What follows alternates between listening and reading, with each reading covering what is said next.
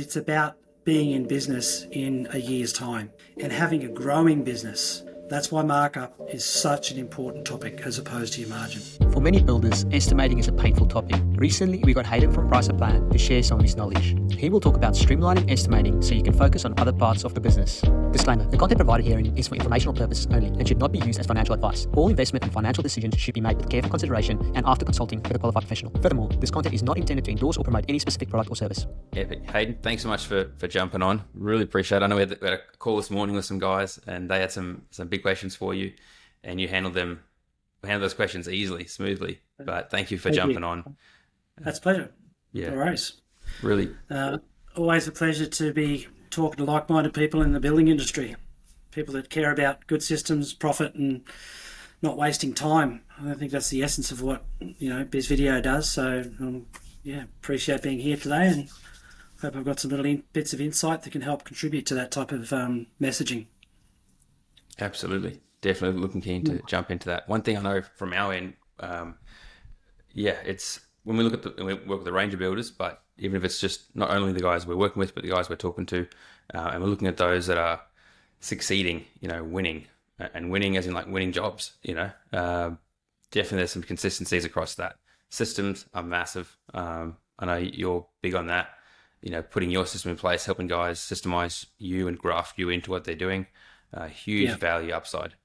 And then, I know we'll touch on it in a sec, but you're big on, it caught my ear, and I know a lot of guys' ears, working with guys towards that 100% conversion. But we'll get into that later. And that you're very humble about it. It's not, you're not a silver bullet. You fit greatly into other systems. And I think one thing that we all agree on, and we're big on, is if you don't have a good business, then none of this is going to work. You have to be a good business and a good person, wanting to do things right by people. Yeah, for sure. So, absolutely. Yeah, integrity in business. Integrity in business is key. It just makes you feel better about yourself, really, doesn't it? Yeah, definitely, and that's important. Maybe for the guys listening, I know I've heard you speak about how you got into this, but I think it's really valid for those guys who haven't met you yet, hearing how you got into this, because that I think has a lot of validation for why you're so passionate about this area. And I know estimating is not an area that builders love. Somehow you found a love for it, so that's epic. But if you walk us through that, the backstory and how Priceaplan started. Okay, no worries. I'm 52 this year. Started Priceaplan as an estimating business about 17 years ago now. So pre-GST, that's how freaking old I am. We started this business just before the GFC crisis, global financial crisis, back whenever that was. Anyway, so it's been quite a while we've been doing it. But where my origin started was, my father was always doing carpentry work, so I always had a love of carpentry as a kid. Did a lot of that naturally growing up. Went to university and studied nursing. Go figure.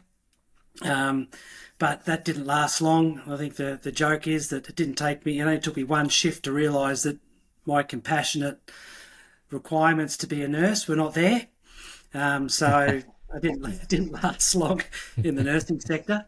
But so what I would always you actually did the degree and then you went and practiced a bit? Or? I did 3.5 years of a 4 degree. But then went overseas, wow, that's significant. And lived in London and worked as a nurse in London, on wards and home care and all sorts of stuff. So it served me well. Everything takes you somewhere, right? No matter what it is. Of course. Even if it doesn't work out, everything takes you somewhere. So I got a lot of value out of it, but it was never really the right fit for me because, like I said, whenever I'd have a gap or a break in nursing or work, I'd always be fixing things up around the house or helping people out with projects or whatever. So I've just had that natural aptitude for building.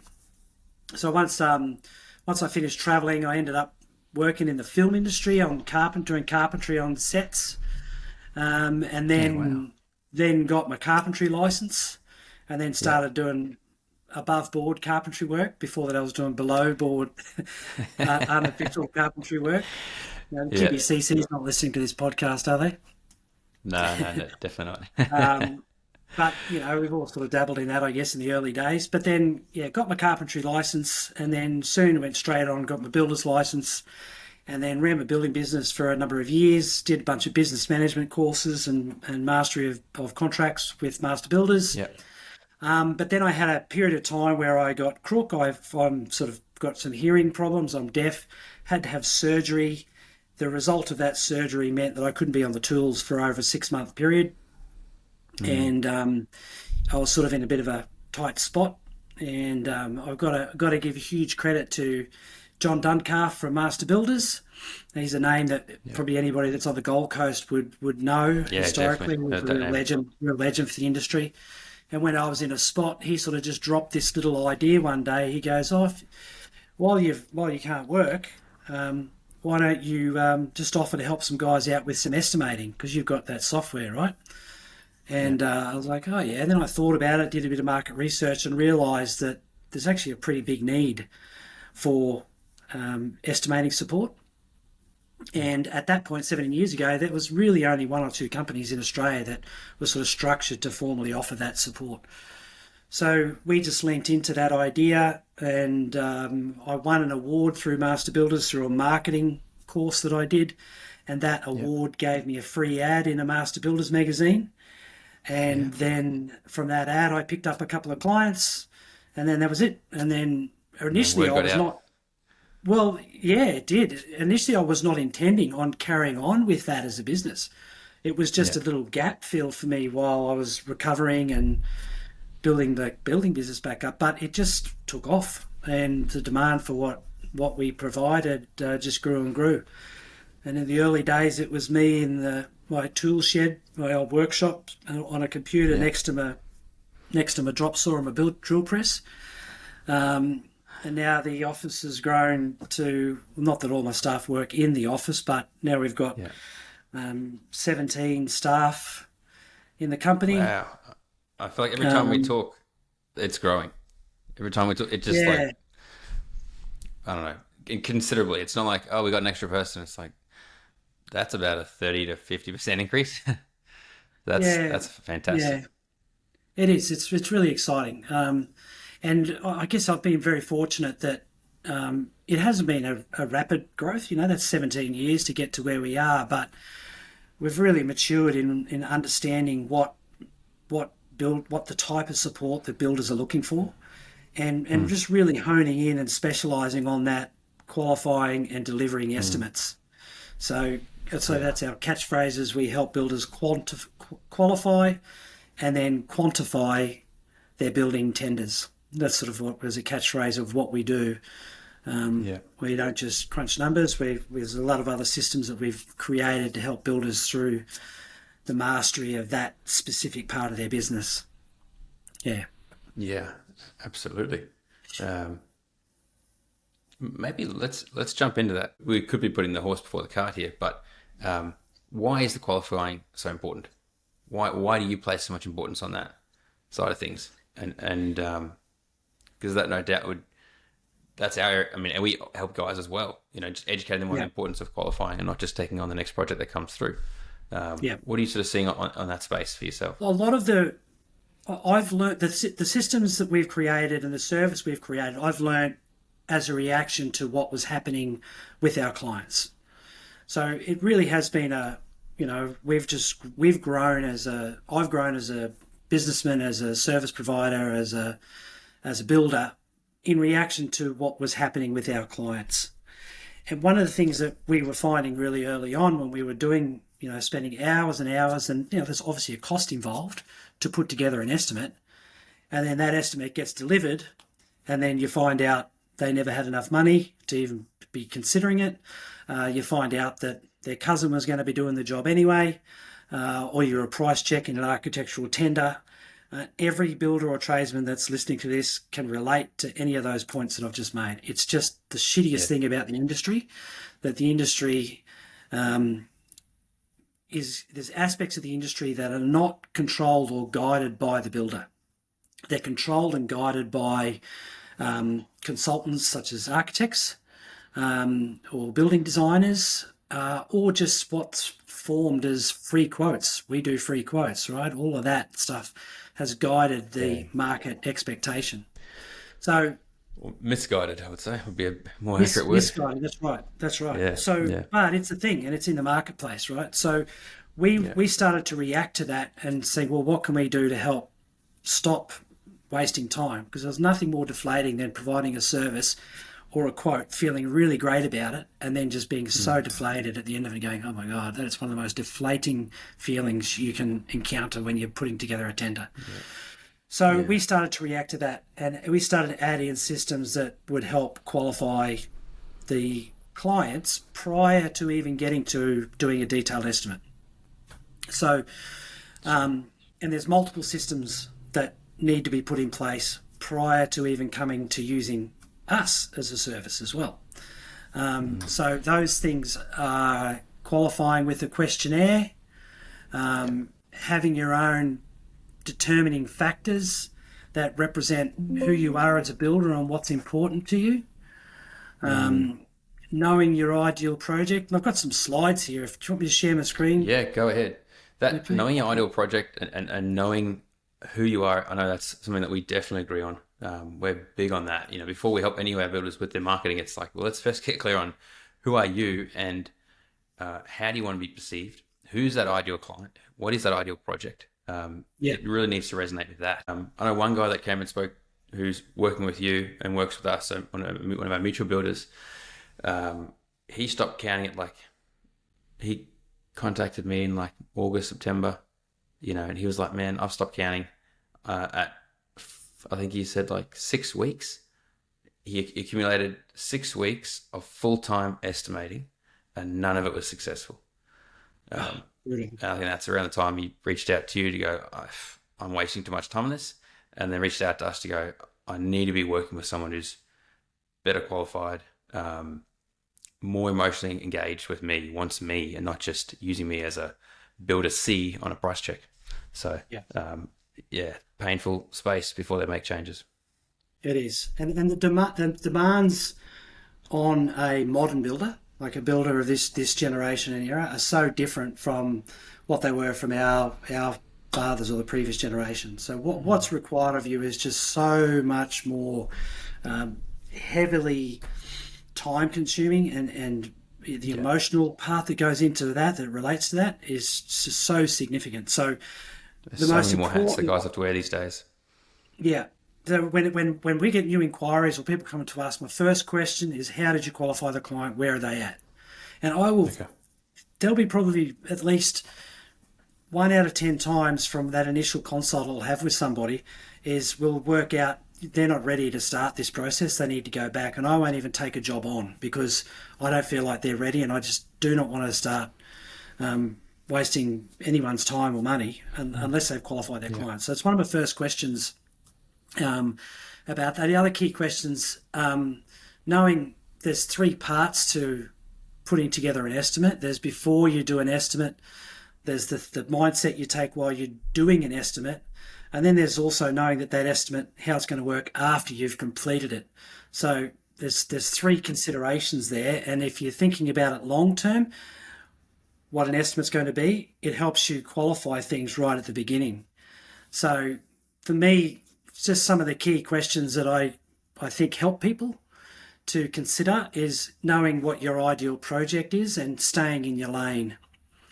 I think that's super valuable. Like if I got a chat with a builder in Sydney last week. He's new to Sydney. He's trying to build up his customer base. He's chasing work. He's got projects that he's showing to me that are beyond his scope, beyond his capability, but he's desperate to get some work. And talked that through, and we ended up not doing the project for him because I just don't feel like it's too risky for him at the stage that he's at, too big a jump. We all want to grow. You're naturally going to grow in the project type you take, but you just got to know where you're at and know what your project is. So taking the time to identify that's really key. Your qualifying questions that determine your ideal client. I know you guys do that heavily, don't you? JP, with what you guys provide. And Definitely. any builder Definitely. that I work with that's involved with a coaching network or some other support mechanism, qualifying questions are just key. They are a big gatekeeper. And I know you guys set it up in a way where people have to answer those questions before they even get put through to the next Yeah, stage of follow-up, right? absolutely. And there's a spectrum to it. Some guys might be a bit light on the question, and then once we can increase demand, we can get a bit more harsher. Um, Yeah, Yeah, I know yeah, one of our clients have put a system in place where the administration team will take care of front end. They do sort of small scale renos, and the prospect won't even talk to the builder until the job's signed. So they've got that many gates in terms of yeah. qualifying. So Well, yeah. yeah, Until what, the prelim agreement is signed, or until the um, contract's signed. until the contract's signed, they won't Yeah, right. interface with the builder. It allows the builder just to put his hat on of here I am to build.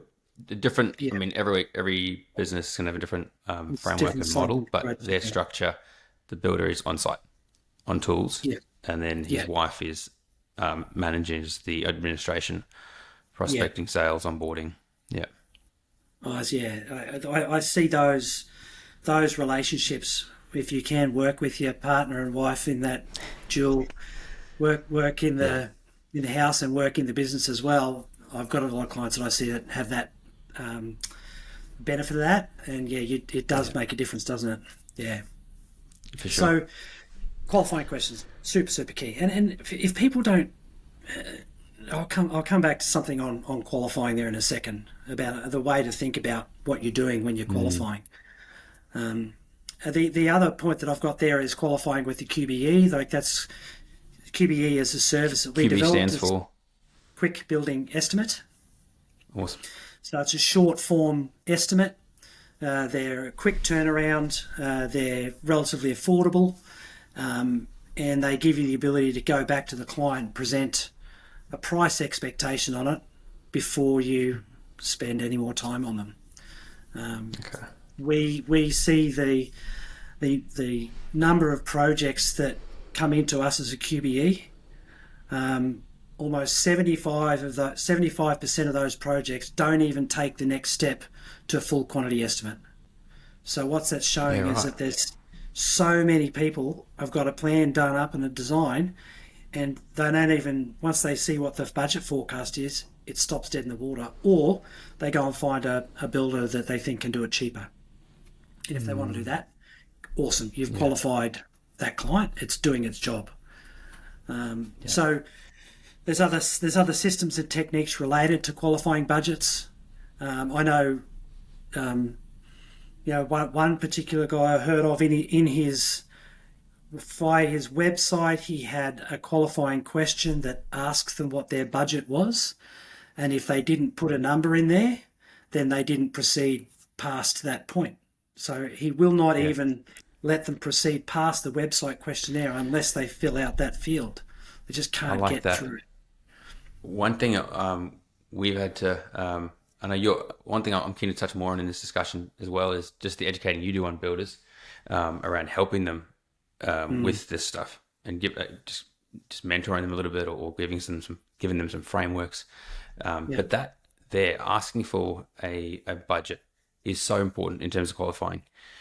yeah, One thing that we found though is when we put that in place, it might be a drop down, or they can click, okay, this budget range or this budget range, and often just due to lack of education and being naive and being human and being optimistic, I think often the sure. prospect will choose the lowest budget because in their Yeah, mind, it's like, well, why not take a punt and go, well, I want this major renovation. These are the price brackets. Well, I'm going to choose the lowest because in their mind, it goes, I want this renovation and I can choose a price bracket to allocate to to that budget. So in their mind, that's what I'm allocating and I want to know yeah, if it's possible. Whereas hmm, some guys will look at it and go, it's not even close or no, it's under. And they might too early or too soon disregard it rather yeah, than educate the person. Because once the person is educated, I'm sure a lot of builders listen to this have had clients where it's like, yeah, budget's 600, quote it, start it, and then it turns out it's actually more like 700, and they go and find the money once they're yeah. emotionally attached to the outcome, That's right. and mostly for for homeowners, not principal place of residence, rather than investors and stuff. I think that the point there is that the questions, the predetermining questions that you have when you're qualifying your client, there's a range of, you've got to consider the range of those questions in order to form an opinion. So you might have 10 questions and they pass the test on 9 of them, but they put the wrong response in related to the budget. Well, that doesn't wipe them off. So I think that's a good way to approach that it's not just the budget's not the determining factor. There are other parameters that are important to you, about knowing what your project is, knowing your ideal client is, where their finance is coming from. There's other determining factors. And I think, to be honest, I think that's a really good way to just look at your building business in general. There's not one determining thing that makes this a great project or makes me a great builder. There's a range of different things that I'm good at, and there's a few things that I need some help at. I think that's the logic that has to be applied with that question as well. Yeah. Absolutely agree with that. But for me, the last point there on that slide, and for those that can't see the slide, the last point is charging for quotes is the single best determining element. And for me, that's probably the one thing that if they're not prepared to pay for a quote, it almost overrides any of your other qualifying steps, as far as I'm concerned. Okay. Because charging for quotes, it's sort of going to do two things. One, it's covering the cost of putting together the cost and time it takes to put together a quote. Right? There's a lot. We all know there's a lot of money involved in getting a quote together. So yes, it does cover for that, but that's not the most important thing. The most important thing is getting some skin in the game, checking whether these people have some integrity and value you, and then they're invested. And when they're invested in the project, they're invested in you, your relationship changes.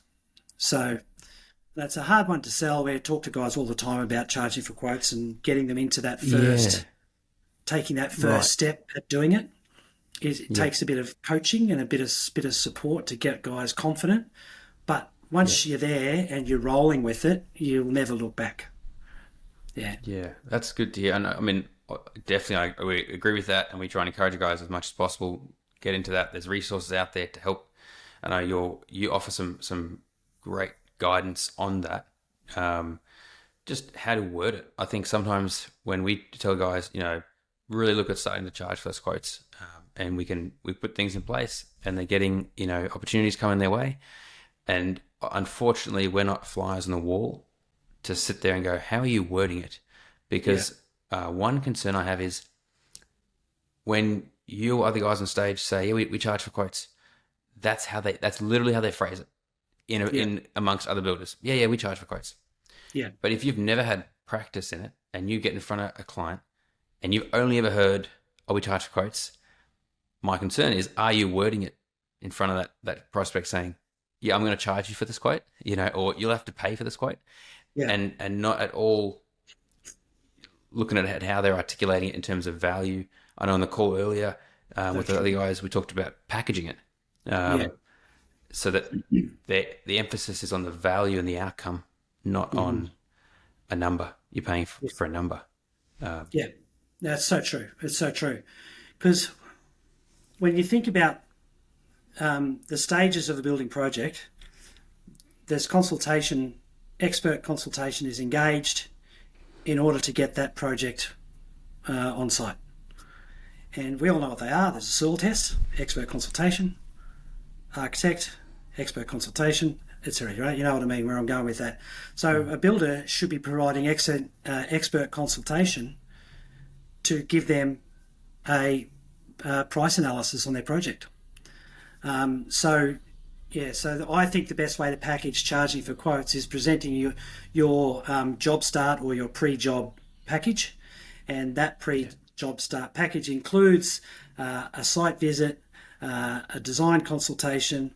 It'll include a preliminary budget analysis, whether it's a QBE, it includes that. It'll include a follow-up design consultation to suit budget. It'll include soil tests if required, energy reports if required, and then it'll include a full detailed estimate in preparation for contract. that takes us between 100 and 150 hours to put together. And that's why we asked for a contribution fee from you to help us cover those costs. And that's what our job start process is. So there's just sort of rambling off a way to frame it in a different way that makes it positive and logical, right? Because it really is. Sometimes you're right. It's just that lack of education. They just don't know. If all they've ever heard is, "Well, guys, produce free quotes." Yeah, they have no idea what's in it or not in it. Yeah, yeah. And for what we do, I mean, you know, we don't, as a service, we don't formally offer putting together that package for people. Like I offer my insight and my support over the phone. We've got preliminary draft letters. We've got questionnaires, templates, and we just give it away. We just give it away to people. Like we don't charge for it because we just so believe and care about builders' time being valued. And if that supports the industry and it helps guys, get rid of leads, then that's a good thing. And I'll go back to that. I'll sort of touch on that before. When you're qualifying your clients, this mindset about, again, that guy I referred to in Sydney was, new guy in the market. Really, every lead that came in, he was really trying to book all these meetings, book all these calls, book all these site visits, running around to like a blue-ass fly to try and cover it. But he's just wasting so much energy and time. So the idea with leads is getting rid of leads, not capturing leads. It's actually getting rid of leads. So once you've got a good stream of leads, it's obviously easier to do, and through good marketing tools, good mechanisms related to marketing, you've got to have those in order to have that good stream of leads. But once they come in, let's get rid of as many of these and just be left with the key ones. Definitely.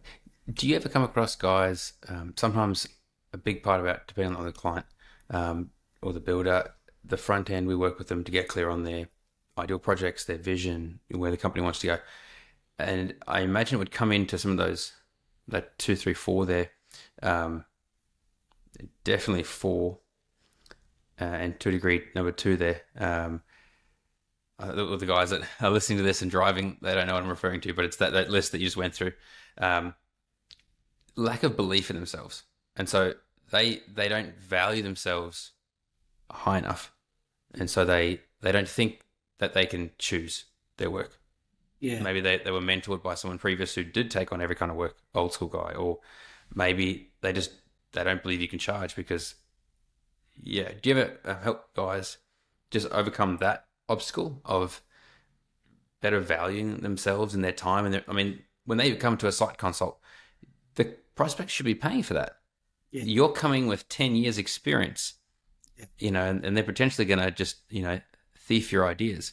So I know several of the guys charge for that consult, and people happily pay it, but it does help having marketing in place. People want that and want you. Yes, I think that there is a transition to building up to charging for site consult and putting together your job start presentation. You can't just, if you don't have the systems in place to back up that, then when you turn up for that initial consult meeting, you're going to go, oh, that's right, I charge for quotes. Yeah. And you're like, well, what does that mean? Like, what do I get? What does that look like? So you've got to have the marketing and the material ready to be, for it to be sellable. And if you do have it ready, then you feel prepared as the builder turning up for those meetings. And it's an easier idea and concept to get the client over the line with. But yes, we do help guys all the time. And again, not through any particular structured service or program. That's not me. I don't have a coaching program. I don't. There's other guys out there in the industry that do that really, really well if you want to run through a program. But through coming through us and bringing us jobs just organically, you're going to get that type of questioning and that line of just guidance from me and my team. Yeah. One of the simplest things I can do if a guy is nervous about starting, or simplest piece of advice, is they want to charge for a quote, is tell them you're going to charge them $100. Right? Like it might cost you $1,000 on your first job to have a company like mine do that for you. But if you're nervous about implementing charging for quotes, just start with $100 on the next job and say, yep, even if you say we charge for quotes, or we ask for a fee contribution to get this job over the line, it's $100 for us to get that started for you. And seriously, if someone's going to bark or balk, if potential client's going to balk at $100, then you're going to go, that's awesome. Like, they're gone. I've saved so much time. Don't worry about that cheapskate anymore. Imagine if I was presenting a variation to contract, how that would go. Yeah. So it's just such a good tester, and then over time, your confidence will progress up to structuring that fee so it is covering things adequately.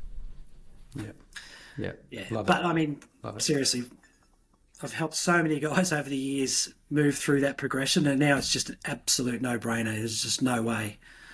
No way they would do it any other way. Yeah. The big one. Love it. Do you mind walking the guys through just that difference with that? Oh, awesome. Yeah, go for it. You got it there. Look, there on the screen, there's just, some qualifying questions. They're just generic. Whatever your qualifying questions are for you and your business, they're going to be different for everybody. I'll read out a few of them for blokes that are just listening. Questions like, how many other builders have you asked to quote this project? For me, if there's more than 2, it's a red flag. Even if you're 1 in 3, it's like, how did you hear about us? Like knowing where they've come from, having that connection, emotional connection, family connection, friend connection, word of mouth is always the best. So that will score the potential lead higher. Are you okay being charged a fee for compiling a professional quote for you? Ask that up front. If people balk at it, before you even present what that fee is, if they balk at it, qualifying, red flag. Who's given them an indication of the value of the project? Where did they receive their advice from? Because more often than not, the builder's the last person they come to. Again, another dysfunctional thing about the way the industry operates. The builder's often the last one in that chain of advice about how much a project's worth. It should be the other way around. The builder should be the first one. Have they got any approvals done? Idea of what their budget is, zoning regulations, building codes, permits.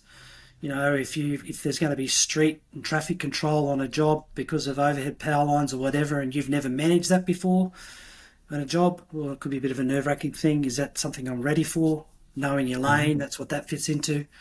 Bank finance. I had some crazy statistic a couple of weeks ago that on the Gold Coast, it was something like over 80% of the projects, was it that high? Oh, I shouldn't be quoting this number because I can't quite remember it, but it was the number of projects that went to contract were self-financed, no banks involved. And it was... I won't quote you on it, but it was a high number, like let's say 60, 80%. It was really, really high, like surprisingly high in the last 12 months. The number of projects that went ahead were self-financed. It was this really significant number.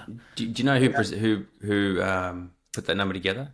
Like, was it was in mainstream media. I'm sure if we Google that on news feeds, we'd find that. But it was a really big number. But it's so interesting, right? And that's actually what I see in our business. The projects that we're pricing that are coming through constantly, constant stream of projects, are all the projects that are up over $1.5 million and they're renovations. And typically they're people that have got money in the bank and they're not dependent on bank finance. So we're seeing that in reality through the projects we have, but that backs up. If you can get into that niche and you're finding that type of client, obviously that takes time and experience to build into that. But it's another good qualifying question. How involved do you want to be in the decision-making process? So getting a gauge on how nitpicky and, people wanting to do site visits regularly. Is that a red flag? Yes. So that's just a brief outline of some ideas and questions there. Yeah, then the next slide here is just about, you know, growing with support. To grow your business, you need mechanisms that can help you grow. And even if it's just you on your own, you still need mechanisms and tools around you. So if it's just you at home on your computer, Even more so, probably Hayden. If it's just well, you, even more so. So there's a degree of yeah, ways you can bring in support into your business. So you can go and do courses. You can go and do builders coaching courses. Yeah, you can engage marketing teams like Biz Video tools. You can outsource to an estimator. You can buy a computer and employ software yourself to do it all. But either way, you need mechanisms around you to do that. So just going from a scrapbook builder or tradie to grow your business up into this next prestige level, or even not so much prestige, just into a profitable, sustainable level, you've got to have systems and mechanisms around you. So lean on those things. There's so much free content that you can access. But I think one of those key things is some form of management software. I reckon is pretty critical these days. in terms of like project management and that sort of thing. Yes, so project Yeah. management, client communication systems, professional presentation. I think it's really important, and software for estimating. If you're not, I'm not here to say that I'm the only option as far as estimating goes. There's lots of people that still feel that the most effective way is to manage it themselves in house. If you are going to do that, you've got to have a system or a mechanism that's going to make that orderly, and it's got to have the safeguards in place to make sure you're covering off and seeing all the required items. Yeah, I know that is a painful one for a lot of guys. It's the release of getting someone like you and Priceaplan involved. It's, whoa, this is my baby. I'm not sure if I'm ready to let someone else come in. And on the call earlier, there were two guys there that were like, I'm not so sure about that. And there are other guys that have taken that step, and they're praising you. So Yeah. Yeah, well, look, it's not for everybody. It's I think outsourcing does take trust. It is a little bit of a outsourcing your estimating or outsourcing support does take. It is a bit of a leap of faith, as those guys in that previous meeting we were in, JP, put it. yeah, And I get that. I totally understand that. I think if you're going to do it, whatever you engage in, just make sure it's in line with what you're looking for within your business, and it's in line with where you're trying to take yourself personally, and where you're trying to take yourself business wise as well. I think that's really important. It's got to be absolutely. Everything we do has got to help us personally, with personal growth and lifestyle as well as with business. So I think Absolutely. whoever your relationships that you build in this industry, they've got to consider that, because you want to have long-term, strong, positive relationships. So I love hearing, you hear it a lot. Builders talk about finishing projects and the clients are their friends. I think that's They're still going around there for a barbecue, 5 years later. yeah, that's awesome. Yeah. So hopefully, you can look at all the aspects of your business support, the mechanisms that you employ, staff, outsourcing, estimating, marketing, whatever it is. Yeah, That's the way I'd like to run and be considered in a business. Yeah. definitely. And hey, so they've got some numbers on your website here. I quoted them to you earlier, and you said that they were old numbers. Things Yeah. like, on average, I've got here, 500 hours saved. That's huge. Like I said, Yeah. that guy earlier who stopped counting it, 6 solid weeks. That were just that, and for him, he said the biggest crunch was I didn't get paid for that, but I slogged it out for 6 weeks. He's like, imagine if I had spent 6 solid weeks with my kids. Yeah. Yeah, for him, that was just the final sort of pin to go. Things got to change. Yeah. Yeah. Yeah, it's How brutal. often do you find you're having those sort of conversations with guys that are just like they could have brought you on earlier, but they just leave it till they're just, yeah, probably unhealthy, for business. Yeah, we do frequently hear that, and it's very flattering. But people say, "Oh, I wish I'd started with you a couple of years ago. It would have saved so much time for myself." So, but our numbers, and this comes from master builders as well, some data from them. But an estimate, it takes 40 hours per $1 million of pricing. Okay. So that's sort of a rough, loose gauge of how much time it takes to put together $1 million worth of items. So, there's not much that gets built for less than $1 million now. It's pretty rare that we even see a project that's below that, but they're all up there.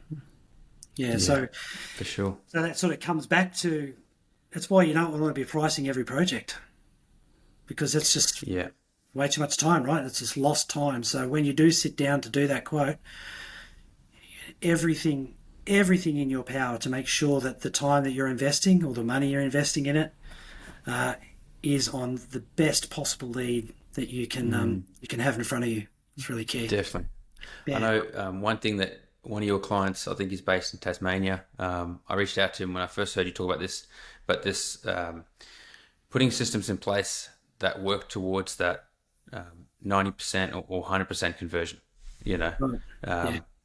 Talk us through that, because that caught my ear and attention, and I'm sure for most guys it would. Imagine converting 100%. This guy also sings your praises. I'm hopefully going to get him on the podcast sometime soon. Okay, cool. Great builder, great systems. But talk us through that concept. And you've touched on it a little bit, but elaborate a bit more. Okay. So quote less, win more is the idea about that. Okay. It touches on, what we've talked about there, the number of hours it takes to do $1 million worth of pricing. If you're working on 2 leads a month, that equals 6 weeks of time out of your business to get that done. You qualify, you want quality over quantity. So I can't remember, getting lost between what we covered in that previous meeting and what we've covered in this one.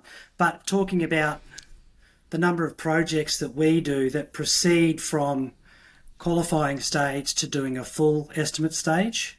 Yes. And our data, only 25% of projects jump up to that full stage that we do. Okay, so that's 25% of the total jobs that you do a quick building estimate on will then move to a full building estimate. That's correct. That's correct. Yep. Okay. Yeah, so for those that also don't know what we do, we offer 2 main services. Okay. One's this quick building estimate, which is a short form estimate which helps qualify clients work out budgets. It's a nice segue into the preliminary fees as well. That's the QBE. Then the next service we provide is an FQE, which stands for full quantity estimate. And that's a full bill of quantity, 50 to 60 pages long, designed to take you to contract and be ready for ordering materials once you're in a contract. Okay. So and guys often take that. Yeah, 2 different. And guys often take that full building estimate, and then you've cost coded it, and it's all ready to go to ideally transfer into their project management system. That's right. And start ordering. Okay. Yeah, that's exactly right. Yeah. So it's very, very detailed. Yeah. So, your timber list will tell you how many studs, how many top plates, how many bottom plates, how many noggins. Like, it goes to that level of detail. So you're getting a cut list out of what we put together for you, not just an area rate. We really don't, when you're doing that FQE step, we don't use area rates at all. It's all fully itemized bill of quantity. So the point here. Oh, so you go, JP. No, I think you were about to touch on it. Go for it. I was going to just leave it there. Go. This distinction between qualifying leads, right? So out of all of the QBEs we do, only a quarter of them end up jumping up to that full detailed estimate. So isn't that fantastic? We've just gotten rid of 3/4 of our leads. That means they are people that are not worth spending time on. So we've dwindled down. So if you relate that back to the number of hours it would have taken I wish I had a statistic on that to show, but that's Yeah. massive number of hours you're potentially saving. So that's what Huge. down the bottom right corner there says we've eliminated 75% of the leads. That's what that's trying to highlight there.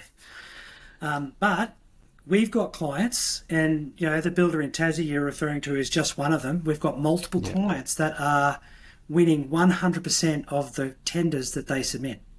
Got 100% conversion rate. And like I genuinely say, we are just a small part of it. We're not the only reason that they're doing that. They've got a lot of other really good systems in place to help them reach that point. But we're a part of it, and following that system is key. Well, a system that helps qualify is the most important thing. It's funny, like when people talk to me about estimating, I almost never talk about techniques for estimating. So you want to put your spreadsheet here, and you want this column to say that, and you want your subtotals over here, and you want to consider the specification in this way. I almost never talk this should be under that subheading, or this should be under that subheading, or this is a way to group that. But it's always about qualifying is the thing we lean into the most, because like if you're qualifying well, then what we're doing is just creating success for people, because by the time we're doing this process and we're going to helping guys get to 100% success rate, wow, isn't that just the most rewarding thing in business? Big. Yeah, definitely. And I think for a lot of guys, that's a mindset shift as well, from especially the guys that are quoting a lot or quoting anything that's coming in. They would think, I've got to quote all of that to win some of it. Well, no. If you have the systems in place, you don't want to be quoting all of it. You just want to be quoting the stuff that you're highly confident you're going to win. Yeah, totally. I think for the purpose of, so I'll just, I know you're going to edit this around a bit, but for sure. That's that slide there that sort of hopefully answers that question. And absolutely, I'd just love to help people get to that level. Even if you get to 75%, you're well above what the industry would consider normal anyway. 75 conversion, well above. Yeah. What out of interest, and we both agree on the fact that we're just pieces in the larger puzzle. They also have to be delivering, like that guy in Tassie. He delivers an amazing product. Lots of great systems in place. What are some key things that you see other guys have in place when it comes to just running successful businesses? You've seen, I know you've worked with several guys that have come into you when they're starting a business, and they've considerably grown and matured as a business in the time you've worked with them. What are some key things you've seen them implement? You can have a minute to think about it. You don't have to rush it, but Look, I think the guys that I see that have that slick, well-run, confident, good presentation, and all these type of systems that we're talking about that have got them up and running, almost always they've been through some sort of a mentoring program or coaching program. Not always, but it's more pretty often prevalent. than not. More often than not. Yeah. So leaning into the support that the industry has got there, I think it really does show the difference it makes. And qualifying to anyone listening, I'm not part of a program. I'm not in anything in any way that keeps kickbacks. That's just a pure, sincere observation of the people that I work with and what I see. I would 100% agree with that, and we're in the same situation in terms of kickbacks and stuff like that. Often we get asked, and you probably get asked as well, who would you recommend? And it's like, at the end of the day, I would say they're pretty similar. It's just how willing are you to put the effort in? Because I can talk to two guys that work with one group or one coach, and two guys that work over here, and they can have two different, one who's willing to put in the work, huge upside, and the other one just complains. Well, then you're not going to see the upside. So that's probably a lesson for life anyways, not just business. Well, that's it. And that's probably the next point in relation to that question, JP, is mindset. Right? Because mindset, having a positive, open, adaptive mindset is so important. It's so funny, like people, adopting a system and it working for them or it not. I'm the same. I get people that we put together a price for them and we say it's going to be $1 million. And I do. I get builders go to me, oh, mate, if I priced a project at 25% markup, I'd never win a job. Right? And then they dismiss what we've done for them. And then Yeah.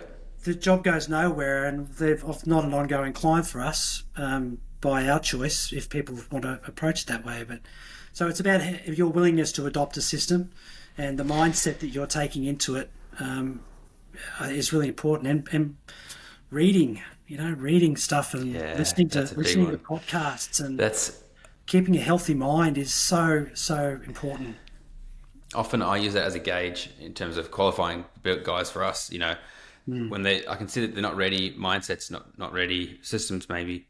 I'll sometimes recommend them a book or two, and I'll say let's catch up in 6 months, and then in 6 months' time, so different between those who said, "Man, I read that book. I read this. That author had 2 more. I read those. I've put this system in place. I've reached out to Haydn. I've reached out to some of those coaching programs, and it's like, whoa, I'm dealing with a very different person, red hot.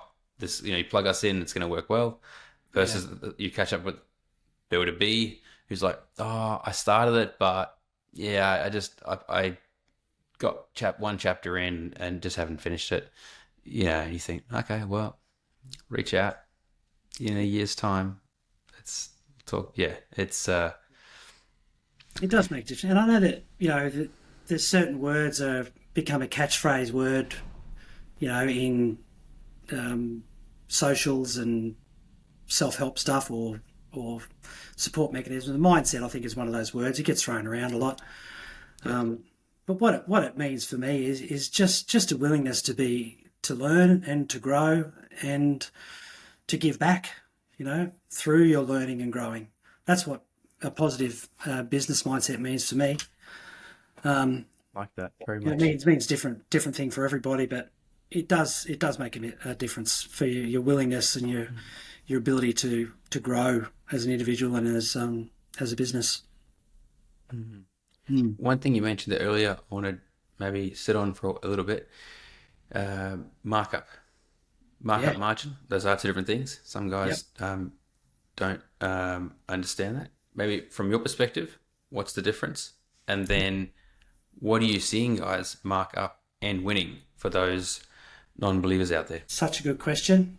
And 10 years ago, no one was talking about markup. Pretty much, in my experience, no one really knew the difference between markup and margin. So it's great that it is more commonly considered topic now, because there is a massive difference. So your markup versus your margin. Your markup is intended to not just your profit on the job. Your markup covers your profit plus all the other unforeseen operational costs that are in your business. And you don't want to lump them together. You've got to have a separate number for your markup, operational unforeseen costs, as opposed to what you're hoping your profit to be on a project. 2 separate numbers. If you bunch them together, you'll never know really how much money is required to go back into your business for business growth and for business sustainability. So the reason why knowing what markup is required, why that's so important, because it's about being in business in a year's time, being in business in 2 years' time, and having a growing business. So the people that frame it that way, they know what money is required to be operationally sustainable. Therefore, they know how much money out of every project or every progress claim that has to be put aside to be maintained for the sustaining growth of their business. That's why markup is such an important topic as opposed to your margin. So the old mindset or the old school would be, I work on a 20% margin. That's probably the old approach that everybody, if they don't have any other support or guidance on it, probably a lot of people are doing that. But it's far from the norm. Yeah. And that old school style is, let's say that the project's 100K, and you'd say, well, 20% plus 20%? Is that how that original by margin was being put on? Sorry, what's that? Say the question again. It was 20%. That plus 20% margin. How is that put on for the guys to actually understand the numbers of it, the difference between that markup margin? Okay, so simplicity. All of materials, all of labour, without GST. Add 20%. Add GST back on. That's the old school simplistic thing. You don't put your margin on top of the GST. You strip GST out, add 20% on, then GST goes back on if you're doing a GST relevant contract, non-commercial.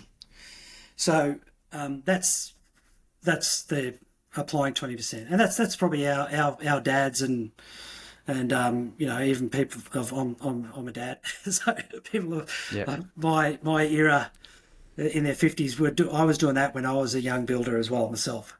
So, but that had no real distinction between what part of that's profit, what part of that goes back in your business. So, operationally, I think the minimum is probably around operationally about 10% for your operational cost is a good number to be working on. And then if you work on your margin portion to be minimum 15%, that gives you a total markup of 25%. So that is the basis line that I would start everyone's project on that I support with. And occasionally people will tell me to, I'm never going to win a project at that. Other builders in my area they're pricing it at 15% total. So those discussions happen, and I know it's real when you're in a competitive tender, but I don't think it's worth compromising on it, and I'll enter the discussion with clients that we're delivering projects on about it. Yeah. But in terms of that markup margin, what are you seeing, guys? So you say, and we hear it too, push back on, no, 25 markup, that's too high. I'll never win it. But guys are winning it consistently. To maybe even push the limits, what are you seeing guys above that winning? The biggest one we've done was a 42% markup. Okay. So total markup of 42%.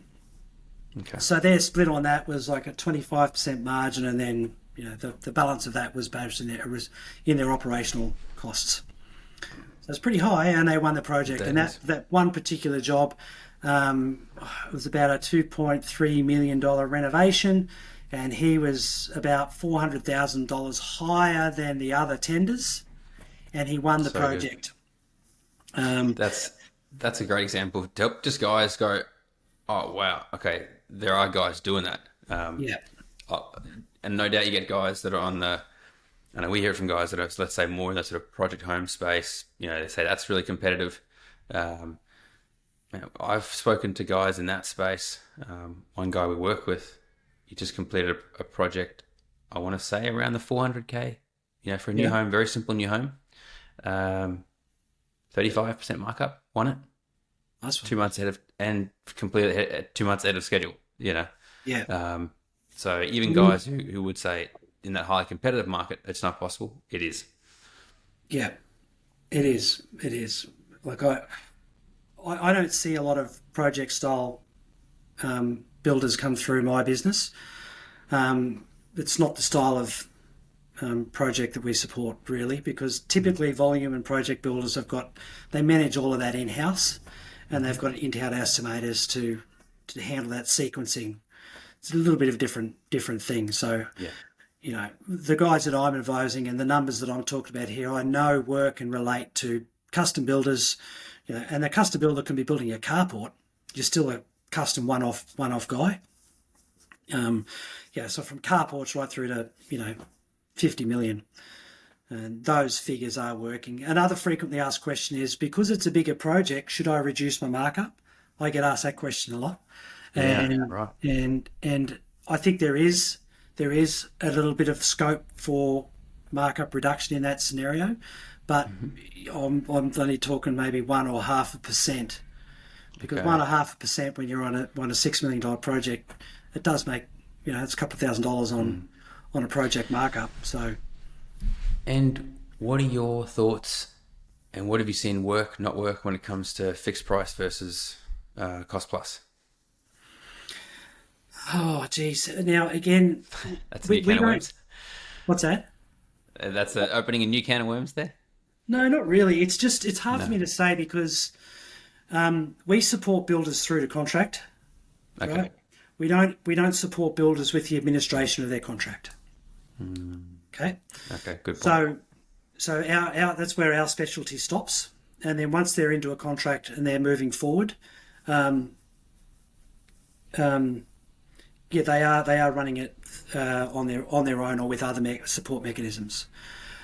But what I will say is, what I do know, because we have helped a bunch of guys get quite regularly get a cost plus contract ready. And there's a few determining factors before you even talk about a cost plus contract. So first thing is asking the client where they're at for their finance is really important, because if they don't have a good finance mechanism in place, if they're really highly dependent on bank for finance, there's no point even talking about a cost plus contract. So that's the first thing, to not even go down that road of discussion. The other thing about cost plus contracts is your internal administration systems have to be super, super sharp. You cannot miss a beat when you're doing a cost plus contract.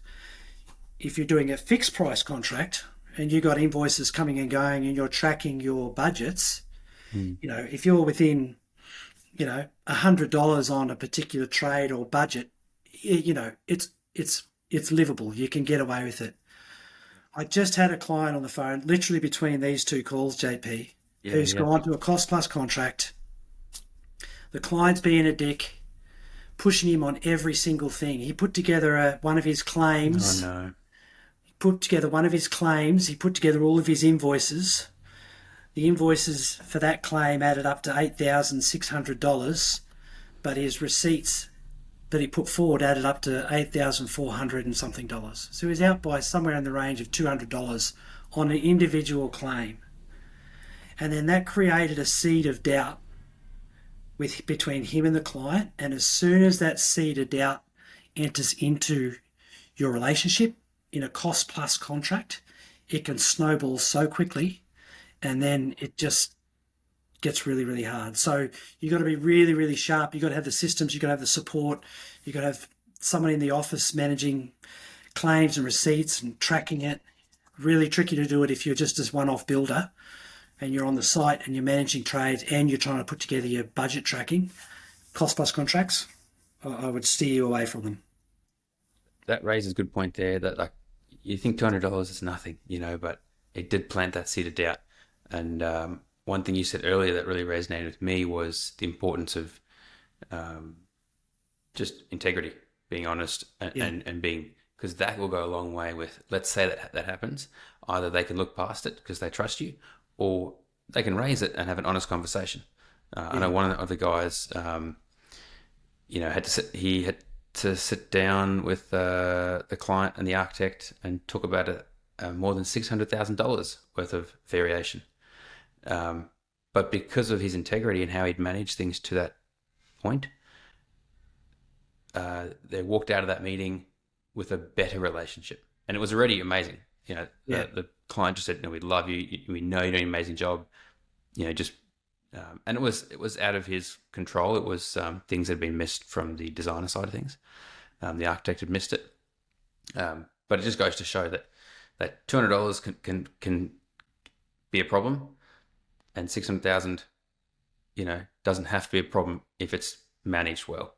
Yeah, it's a really good point. Just my observation of being in the trade industry and the personality type of a builder or a tradie, more often than not, is you're an emotionally connected person that really cares about doing the right thing by people and cares about delivering quality work. I reckon that's the essence of what the majority of tradies and builders are. I really do. Yeah, I would agree with that. And maintaining that through a contract is what everyone wants, right? And so when you get someone questioning you over $200, it freaking hurts. It's because you care so much. So, having the systems and the mechanisms, all of this stuff that we're talking about are all just designed to help you maintain that integrity and maintain that feeling and that positive outcome and profitability. It really is. It goes deeper than just making money on the job. Definitely. I know the builder with that massive variation was having sleepless nights sweating because he cared so much, because he had put so much into this project. And I'm just grateful that the client could clearly see that. And the architect could see it as well. So in actual fact, those three parties, those three stakeholders came out having a better relationship between all of them. Great. I mean, it formed a better relationship with the architect, and the architect now, sees him as even better than what they previously did. And no doubt more work will come his way. On that discussion of architects, one thing that you mentioned previously, which I thought quite fascinating, which I know you're celebrating and we're celebrating it as well, seeing more architects reaching out to you. And you mentioned that their association was also encouraging it. That's what I was told. Yeah, so it's becoming more and more common now that architects and designers are coming straight to us before they go to a builder's tender. Okay. And the logic that they're using, which is like, it's almost like hallelujah type logic, but it's like, I would rather find a third party separate from the builder and separate from me, the designer, that can advise the client what the budget needs to be. Because I know if we, as builders, we love to bag architects, right? It's a common thing, but they're just as susceptible of maintaining and controlling the client's wishes. Is a tricky thing, and it's a difficult thing for them to manage. They call it scope creep, is the wording that architects use, scope creep. And it's even harder in the flashy, showy social media and Instagram world that you're partly responsible for, JP. You put together these beautiful images. People look at these beautiful images and they go, I want that. Yeah. I think to add to that, so that we're not carrying all the blame, shows like The Block telling people that they can have it overnight as well, and have it at such a reduced time frame, sponsored cost. Cost. Yeah. But I'll take responsibility for that. But it's like half of the designers and builders. So we're getting more and more building designers are coming to us, and super interesting. One of our designers, Fouché Architects down in northern New South Wales, he told me that his industry body said it was now best practice and best advice that the architects and designers go out to an independent pricing agency before they engage the builders. So fantastic, really, really good. I like that very much. One of my favourite things is when the architects comes to us, we do a price, and then the builder that they've got in mind is one of our clients, and that builder knows our system and trusts us, and you put that together and it's just beautiful. Like, how much time does that save? It's like the ultimate time saver when you've got us just sitting in the middle as an independent between everybody, and everyone just trusts the saves partners. that tender process immensely. Love that.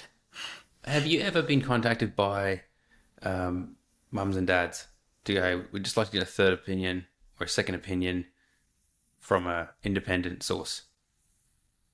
Yes. Yep. Okay. We do that. So we get owner builders that are coming to us wanting for some support. We price against insurance claims, so doing a lot of that at the moment. So an insurance company will send out their assessors and will price up a project. We've got one right at the moment after those recent the Tambourine Mountain tornado that happened on Christmas. So there's still a lot of destruction. There's homes there with no roofs.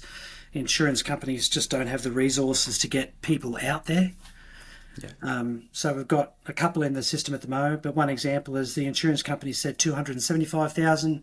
We priced it up and we said $500 was the required work. So there was a disparity between the insurance company and what what we representing the builder thought, and so we do a lot of those as well. Great. And then that just gives the homeowner the ability to present some realistic facts against the required works. Yeah. Wow, that's epic. Really good. Well, Yeah, it's crazy. Hey, is there anything else that you'd like to share with those watching or listening that maybe I haven't touched on, or some key things that you're seeing in industry at the moment to either encourage guys? I know some guys that are having a cracking time winning projects, landing in their lap. Other guys are finding it a bit more challenging. Any insight or things that you're seeing on your end? Yeah, it is a little bit of a mixed bag at the moment from when I'm having dialogue with all of our clients, because we do deliver a pretty large volume of work through our business. We deliver between 5 and 10 full quantity estimates per week. Wow. And we deliver between 10 and 20 of the quick estimates per week. Okay. And in the last 12 months, that equates to $500 million worth of projects we've priced through our company. So it's pretty staggering numbers. It blew me away when we got that data from the last 12 months. But what the point of that is I do have the benefit of having really frequent, regular contact with lots of people in different parts of the country. And so getting a good feel for what's going on. There's a lot of guys that are doing really, really well, and they've got work booked up to 2-3 years ahead. So it is out there. There's work there, and there's a good flow of work happening.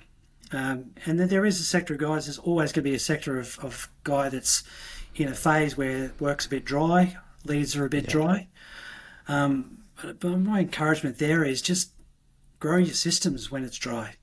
Like, rather than investing time chasing leads and running around trying to do things that don't quite suit you, invest that time into yourself and invest that time into your business and your systems, because more often than not, those guys that are super busy are the guys that have got those systems in place. So, I mean, that's probably my encouragement, because, like I say, I get to talk to dozens and dozens of guys a week. And the guys that are booked out 2-3 years in advance, they've adopted, they've got the mindset that's brought on these mechanisms and these systems. And I'm not just talking about me. I really want to qualify. It's not me. It's not you, JP. It's reading a book. It's getting online, doing a short course, doing something. That compounds. Yeah. Beautiful. So if you are quiet, use it. Use it positively to grow yourself and grow your business skill set. Love it. Haydn, thank you very much for jumping on with me here today. For those that want to reach out to you and find you, where's the best place to find you, and how best can they get in touch with you? Priceaplan.com, priceaplan.com.au.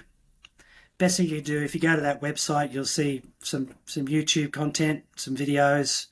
But the best thing you can do on that website, there's an Inquire Now form. If you just fill that form out, you will automatically be sent sample documents that will relate to everything I've talked about today. And I assure people that's not a spam or marketing tool. It is just a quick way for people to find out more information about what we do. So go to the website, fill out the Inquire Now form, and you'll automatically get sent all of those sample documents, which will cover pretty much what we've talked about today, JP. Awesome. Well, thank you, mate. Love it, Haydn. And thanks for what you do, mate. It's a pleasure, and it makes it more enjoyable when we're working with a builder that is also working with you, and that other support system, other guys out there help them. We've got several of those guys, mutually, who have tapped into great services and great resources and other great network, and they are thriving. So thank you. No worries, mate. Thank you.